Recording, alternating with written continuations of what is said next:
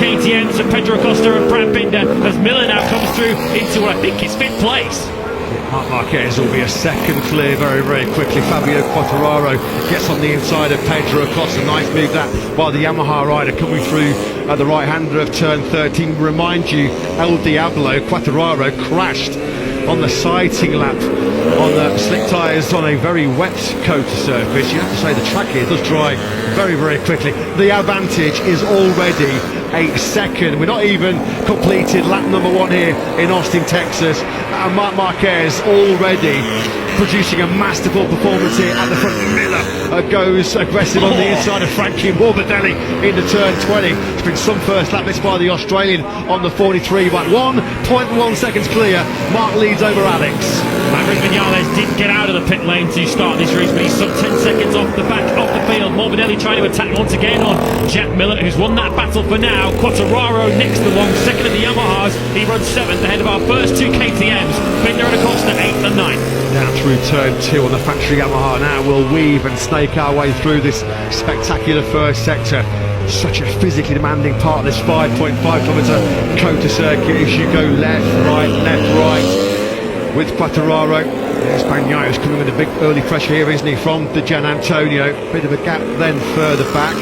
Quartararo currently in 7th place, with a couple of KTMs to company behind him in the shape of Binder and Acosta.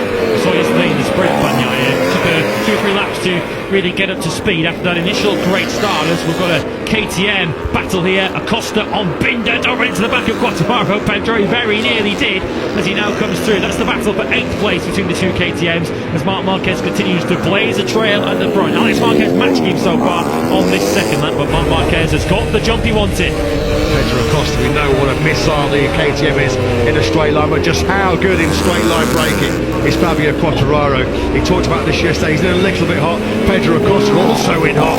That's all down to the slipstream getting sucked into that heavy braking. Look at that, they're scrubbing off pretty much 300 kilometres an hour in less than 8 seconds on the most harshest braking zones on the Grand Prix calendar as Morbidelli and Miller go toe to toe. The big winner from that Quartararo Acosta incident down to 12 was Brad Binder, who have overtook the pair of them and is now pinned to 7th place. Aldeguer's also got involved in all of that. He's now thrown Acosta, who was hoping to take 7th place. He's ended up coming out of all of that in 10th.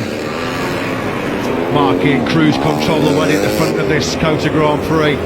We'll check the gap between him and Alex as we start lap 3. Yeah, Marc at 2:03.399 is the fastest lap so far. He's 1.1 seconds clear of Alex in 2nd place. That was the gap at the end of lap 1, wasn't it, as well? And having lunged on the inside of Alex Marquez into turn 11 on lap 1, and I was nowhere near close enough to try and repeat that manoeuvre on lap 2, and in fact he's dropped nearly half a second behind Alex as we start this 3rd lap of 19. The important thing for Bagnaio is just to try and stay as close to the 2 ahead of him, or perhaps more likely to Alex Marquez ahead of him as he can in these early laps, because we've often seen once the race settles down 3 or 4 laps in, Bagnaio's got similar-ish pace to the Marquez brothers and can potentially have a go at catching the younger